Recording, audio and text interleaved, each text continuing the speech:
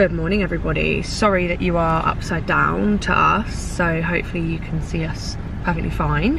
It is Saturday the 26th of July and we are literally just at Dover Docks at the moment, just about to check in for our ferry because we've got a weekend of racing in Belgium. So Jack's first time in Belgium and racing my bike, that is. I've been to Belgium before. Yeah, we're going with some of Jack's teammates as well, so we're going to meet up with them in a second, but we just thought we'd bring you along because it's the first time racing abroad, isn't it? Yeah, it is. Yeah. And we don't really know what it entails, and that's that really. So we hope you guys enjoy and we'll check in with you in a bit.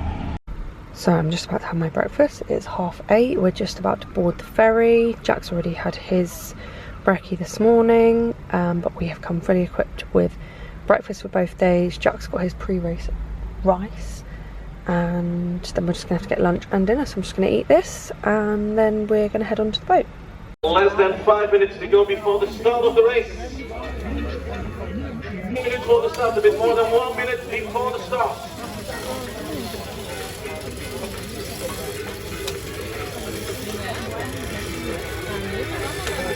En dan begonnen, de best of luck guys. Bon chance, succes mannen. 113 renners nemen op dit moment de stand van de tweede wielerdag in Bambrugge. Na de koers van gisteravond zijn de dames en heren.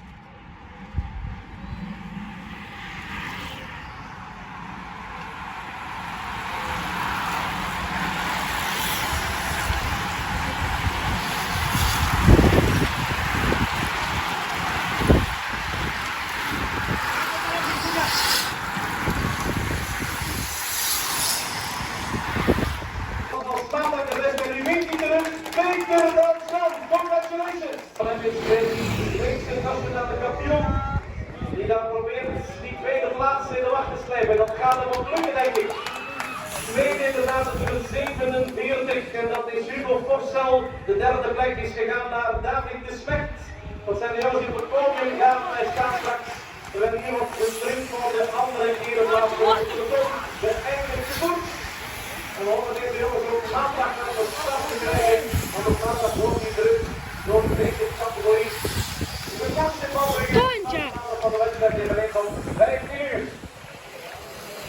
Good morning everybody. It is now Sunday morning. It is 11:10. 11:10 and this morning I went out for a just under 4k run and Jack just had a bit of a chill. Jack has done nothing.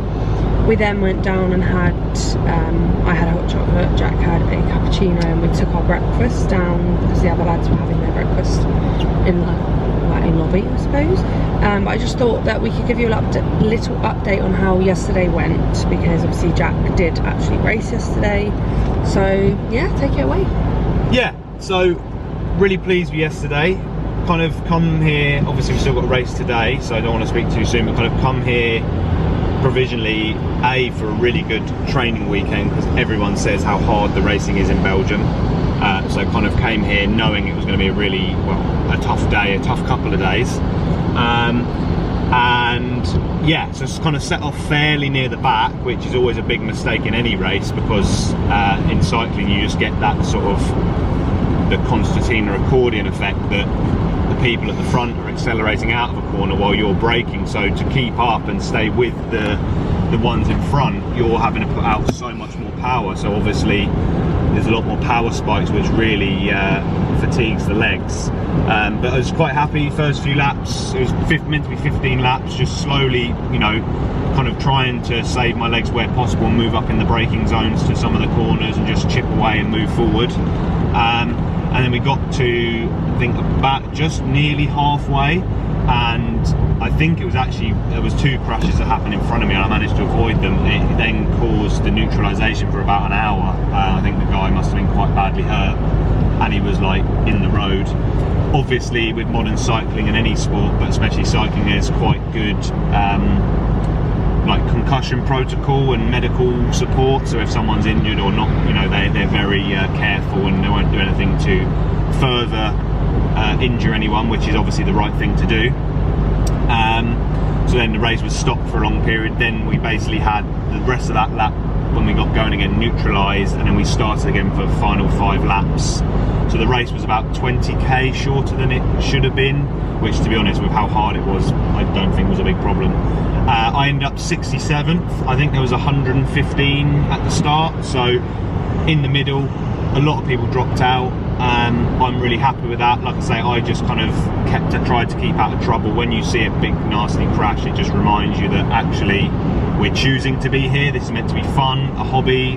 Okay, taking it seriously, but a hobby. So, you know, let's actually try and make it home. And also, I've got a weekend of racing back at home next weekend, which I'm looking forward to and hoping I can have a good stab at the overall. So I'm trying to see this as training for that. And realistically, if I you know, just lay it down on the deck, that's going to affect that.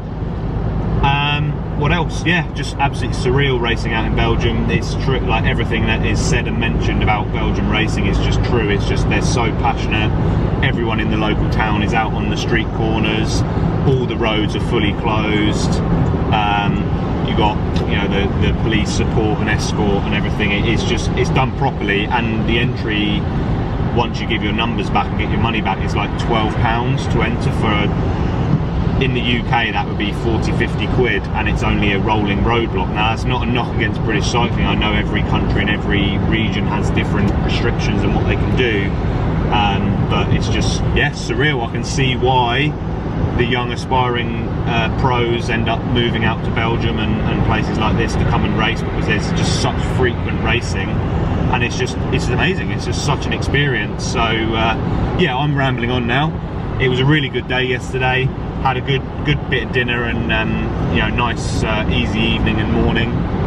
Nicely fueled up and ready to go again. It's been really wet this morning, but it's looking like it's drying out where we're heading. So we've got about 40 minutes till we get there, and then we've got a couple of hours till the race. What is today? So it's a 1.12B UCI race. I don't know what level that, you know. But like distance. Oh, it's about, sorry, yeah, it's the same. It's a Belgian Kermesse, which is like a road race, kind of town centre-y sort of.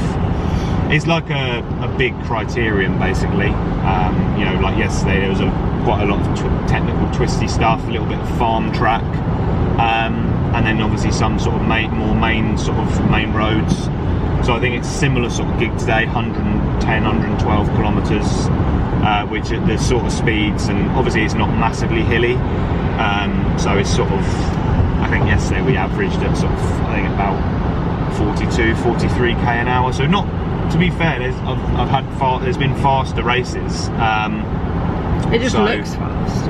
Yeah, I think it looks, and like there was part of the course yesterday that was really fast, but there's like a single track between houses. And is it quite twisty and turny as yeah, well? So maybe it just seems quicker because of that as well. There's not many long straights. But no. I successfully did a bottle handout yesterday, which was great news. Not to Jack, to one of Jack's teammates. Yeah, but at about like 50 odd kilometres an hour, so it's quite intense. That moment, it's so easy to drop a bottle at that speed. And lots of people did, and there was bottles flying everywhere, and you can just see when they start to come towards you, because obviously you offer it out, and I'm like, oh my god, no pressure, but went swift, very smooth indeed. So no pressure for today. Luckily Jack got some bottles when it was in the neutralised zone, so yeah, so he was very slow. I basically run out of my bottles at the point where it was neutralised. So on the roll round we went through the feed zone, so I actually did like I guess you could say like a racing pit stop. I was like, I might as well just stop, unclip and get both bottles. So I have a bottle of carb mix and a bottle of water, and that saw me through to the end, so that was quite nice. Because obviously feeding on the go is great, but there's always that element of risk that you miss or you drop the bottle, and then you know, when you're on the limit, like yesterday, I think my average heart rate was 175, so you're right in that red zone. If you don't get the carbs in and, you know, stay hydrated, it can be the difference between, you know, going pop, and basically that's it, pulling the plug and having to stop, you know, because you start cramping up and run out of gas, as it were. So yeah, a lot of waffling, but yeah, great experience, really enjoyed it, and ready for another dig today. Hopefully it dries out a bit, because don't really fancy racing in the rain. It's hard enough as it is, let alone trying to you know, battle slippery Belgian roads and some cobbles and all that sort of stuff. So yeah, on to today.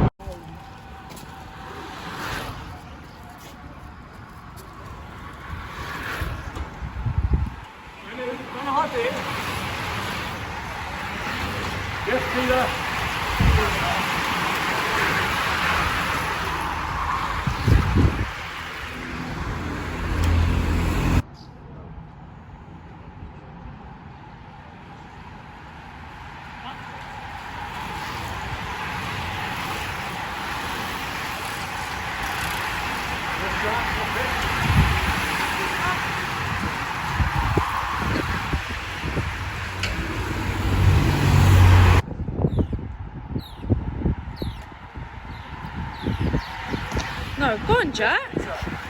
It's Jack.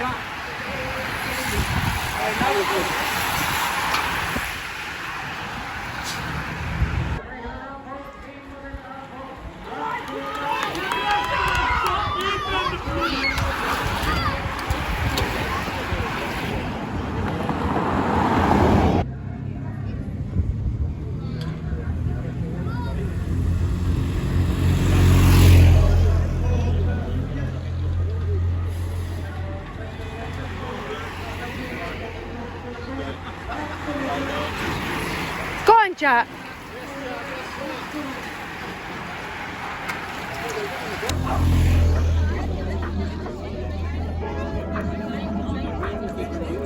We krijgen hier een volgende spurt voor een ene plaats. En dat spurt wordt vrij vlot gewonnen door Ruben Vervaken. En dan hier het grote peloton. Een grote peloton. Waarvan ik dacht dat de spurt werd gewonnen door de Fransman Gabin Gallet.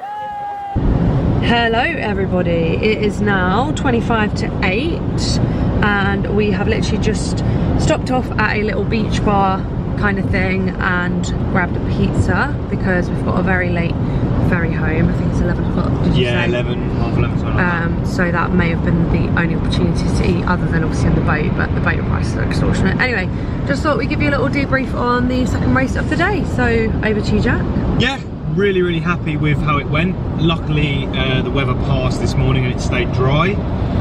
I don't think we said that, did we? There was rain? It was absolutely hammering it down this morning in Aalst where we were staying, and it was actually dry for the race. A little bit of spit before the start, and it dried out, which was good. Slightly less technical course today, a little bit more not necessarily wider roads, but less sort of, you know, complexes of corners together. It was more sort of like a corner and then straights and whatever. End up 48th, which as a standalone result doesn't sound like much, but like I said earlier, or this morning, everyone was like, oh, you're going to Belgium for your first time going to Belgium, good luck. Like, hopefully, you know, to just finish both the races is a success. So to kind of finish in the bunch, and actually today towards the end, I was actually being quite aggressive, kind of attacking off there was a breakaway group gone up the road quite a way, but was relatively aggressive, trying to force a move, like a counter attack, and I think I just slightly overcooked it in terms of having anything left and positioning for the final sprint. But yeah, really happy with the numbers I've seen this weekend in terms of power and feelings in the legs, because it's just superly tough. Superly? Is that a real word? I don't know. That's how tough it is. I'm making words up. Really, and super mixed together. Yeah, like ginormous. Anyway, you know, when you're like sprinting out of every corner, seeing over 1,000 watts for like best part of 3 hours, you know, it's tough, and then kind of the rest of the time you're either sitting around threshold power, or, you know, really just trying to gulp in as much air as you can at every opportunity, because there's not much respite in these races. I kind of said to the team and to Corinne as well, I really feel like today was a big step forward in terms of, and this weekend in terms of riding in the bunch. I feel now, after kind of, well, technically just over a year, but sort of committed to racing my bike this year since February, I feel finally happy riding in the bunch, close, you know, with obviously close in the wheels and moving around in the bunch, so that's a real positive.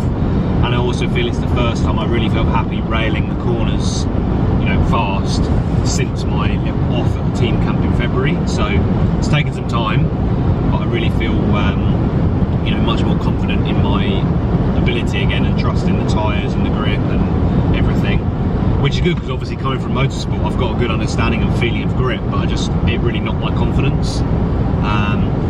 So yeah, a lot of positives to take away. Finished both races in the bunch. Today was, you know, really aggressive off the front, good power numbers, really good feelings in the legs, no crashes, no mechanicals. Other than at the start, your handlebars. Oh yeah, basically I've had a bit of a rattle in my handlebars, and I kind of thought nothing of it, but one of the guys at Team Pete was like, oh, you might want to look at that. And basically just the bolt in the headset was a little bit loose, and there's a washer that was rattling around, but it had a bit of play. So yeah, tighten that up. Yeah, really, to be honest, if you'd have said that's the results you're going to have, you're not going to have any crashes and all of that, I'd have taken that any day of the week. I feel now I've done a weekend, if I came back, I really feel I could actually push for a result. Just kind of play my cards right, save energy at the right time, get myself a little bit nearer the front. I feel it's definitely the form is there for some decent results. So yeah, looking forward to getting back home and racing back home, because I feel the racing in Belgium is just wild. It's just so fast and hard. Not saying the racing in the UK is not, especially because I haven't done any of the National A stuff, but it's just super aggressive. I feel in the UK you don't have the 1,000-watt sprinter of all these corners, because a lot of the road racing courses are a bit more, not necessarily bigger, but just not as many tight corners. Yeah, I don't know. And it was just very windy today as well. So yeah, I've been waffling a little bit, but yeah, just to summarise, really pleased with. I still haven't given Jack a bottle since April at the Sickle. I gave both Jack's teammates drinks this weekend, but not you. So yeah, well, it didn't help. No pressure. In the final, when I actually wanted a bottle, I wanted water, and Corinne luckily said she's got carbs, so I took a bottle off Simon. Because the other two had water, and I was the only one with one carb, so I was like, I'll offer it to him, but tell him it's carbs, and then if he doesn't want it, he can just get water. Which was good, because obviously you need to get the carbohydrates in when you're putting big efforts out, but I had enough gels to see me through, and I could feel I was really thirsty, so I just needed water to kind of wash it down. The gels are quite strong. They're sort of 45 grams of carbs, which is pretty much, you could, even in a hard race, you could do 2 gels an hour, and that it should be sufficient. So when you're really in the aero top, kind of, you know, and then you're having it and then it kind of catches the back of your throat, almost like an alcoholic shot.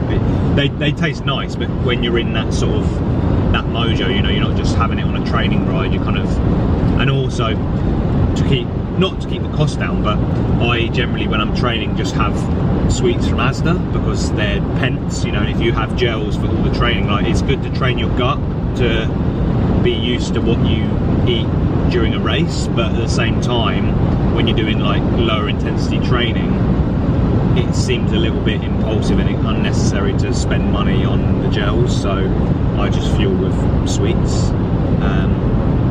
So yeah, so kind of like getting back to racing and then having the gels under that sort of tension, high heart rate and kind of tucked in aero, it kind of can, yeah, make you feel a bit like, so you just need water to kind of clear your throat, clear your mind, and keep going.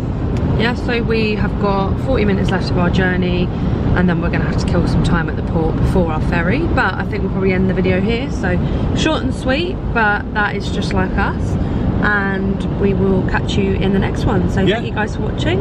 See you soon.